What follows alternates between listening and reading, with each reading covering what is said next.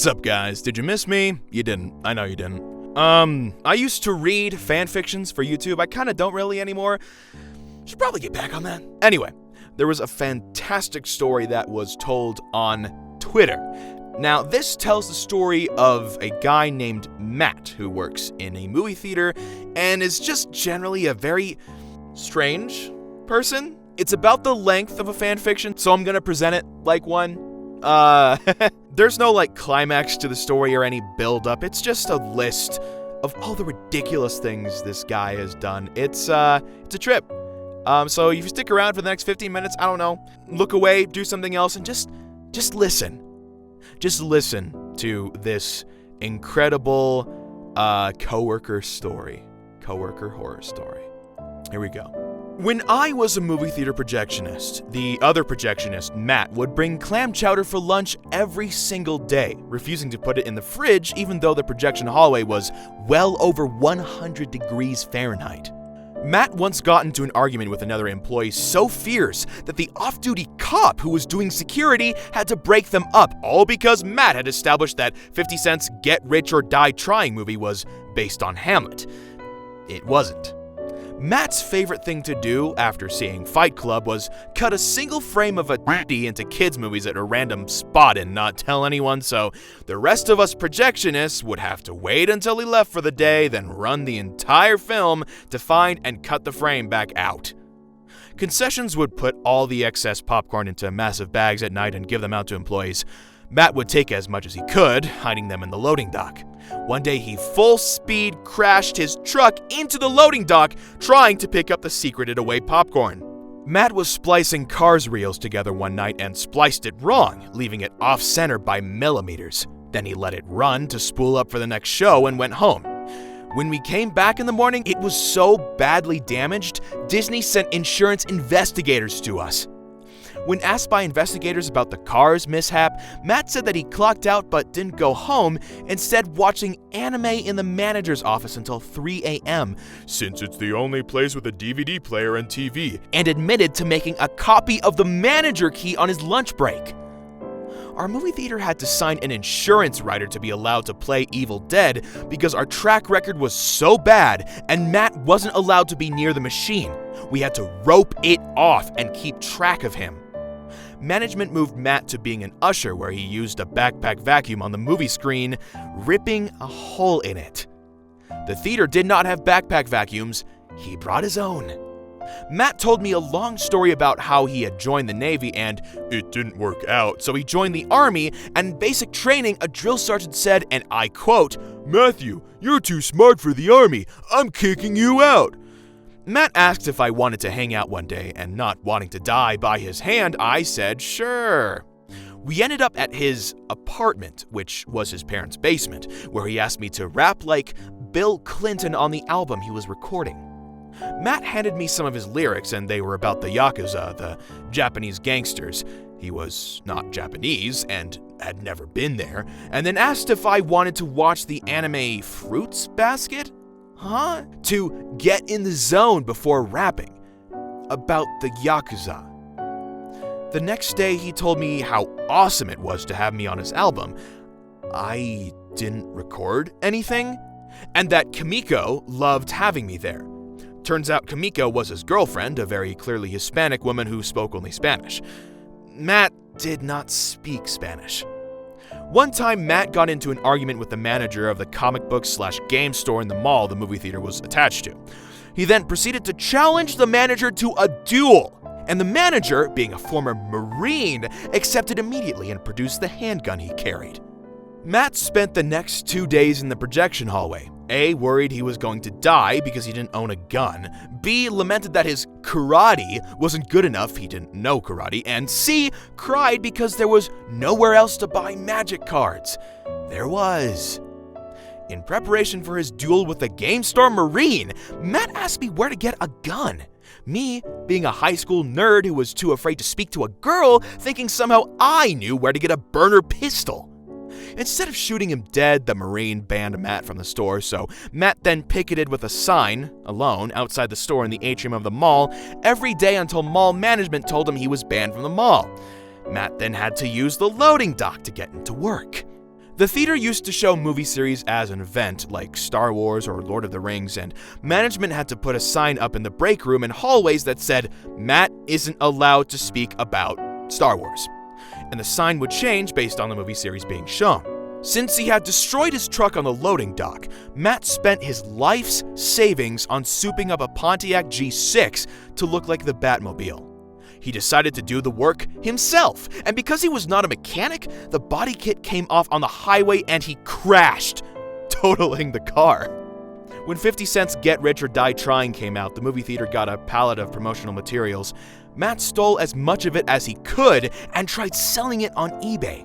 But, come to find out, no one gave a shit about Get Rich or Die Trying, so he brought it all back.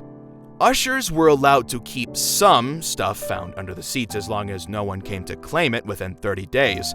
Eventually, we realized Matt was stealing from the Target next door and putting things below seats to find them because to him, it's not illegal stuff then anymore. Matt would spend his lunch breaks in the game room playing Dance Dance Revolution and got in trouble one day after he easily beat the 10-year-old at Dance Dance Revolution, then loudly called him a bitch. The kid didn't even do anything. Matt just roasted him for nothing. The theater ran an event in 2006 to raise money for the Children's Hospital, playing Smash Brothers on the big screen.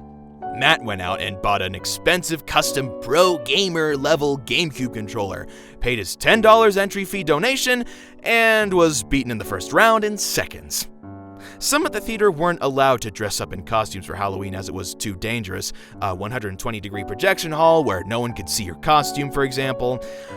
One Halloween, Matt showed up in a movie-quality stormtrooper costume and passed out immediately in the heat. Matt got suspended from the Projectionist job after destroying the copy of Cars, so they put him in the ticket booth, where he held the record for the fastest firing when he convinced an old woman to see Hostel instead of Last Holiday. For those who don't know, Hostel is a horror movie, and Last Holiday is, I guess, the sort of romantic comedy the woman was going to see originally. Matt would sell single frames cut from the preview reels on eBay, claiming that they were original frames from the first run of the movie and forging the certification documents. According to him, he made $30,000 a year doing this, and it was not illegal at all. It was. When he was working concessions, Matt would berate and insult people's food choices, which none of the management stopped because people would buy more in the hopes Matt would shut the hell up for a few minutes. An older woman fell down in one of the auditoriums and couldn't get up, so instead of calling 911 or using the radio every usher was given, Matt ran full speed across the building screaming, "Medical! Medical!" only for the woman to be fine. And it was Matt who wouldn't let her get up.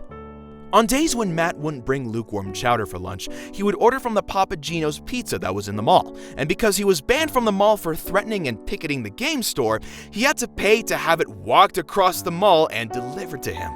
The theater would host kids' parties. One day there were too many parties scheduled and not enough party staff, so my manager asked me and Matt to do a kid's Halo-themed birthday.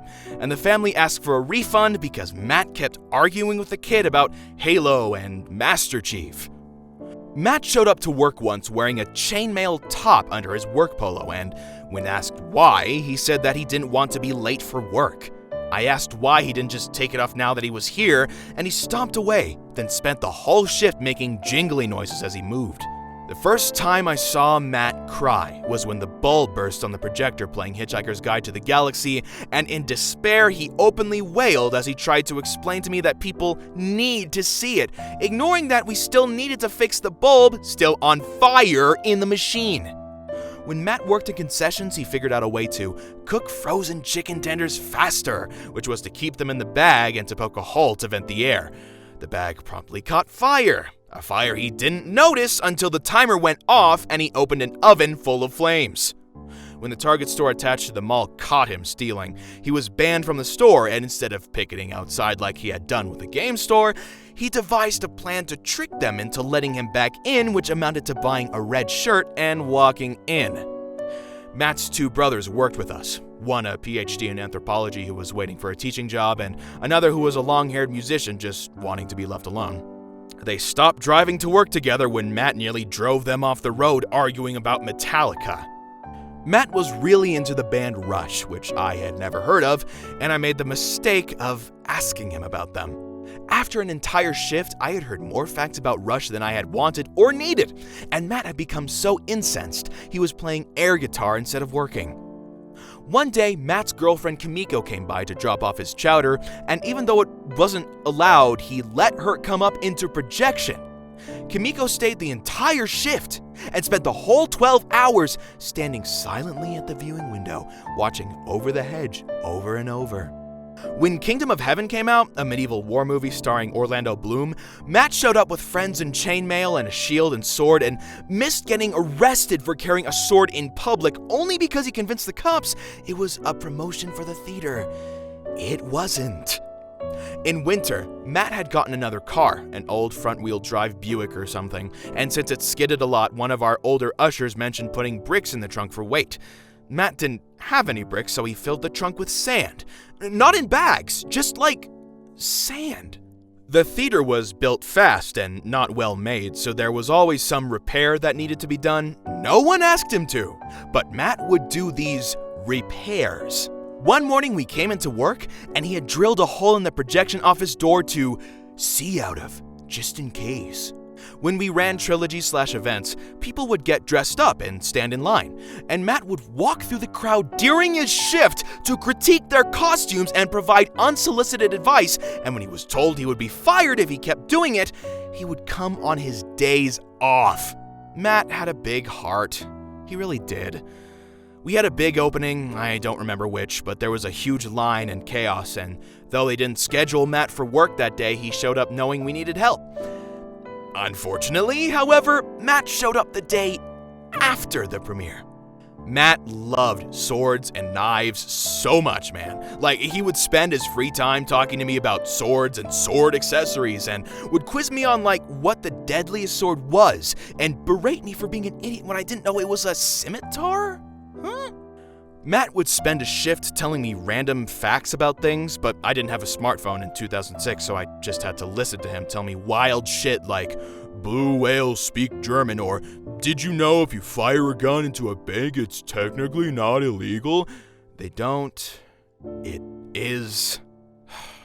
Matt refused to call himself a medieval LARPer. He instead kept referring to it as my hobby or training, but would never explain what he was training for. He would just say, you never know when you're gonna need it. It was swordsmanship skills. Matt would also reference his skills as a hacker whenever computers came up and how it was so cool, like a scene from The Matrix, and that he would say, it's just like in The Matrix, but what he really meant was that he would guess friends' passwords and post on their MySpace. Matt was convinced that if you record a movie from the projection window, as long as you do it in small parts and not one long recording, it's fine. It's not.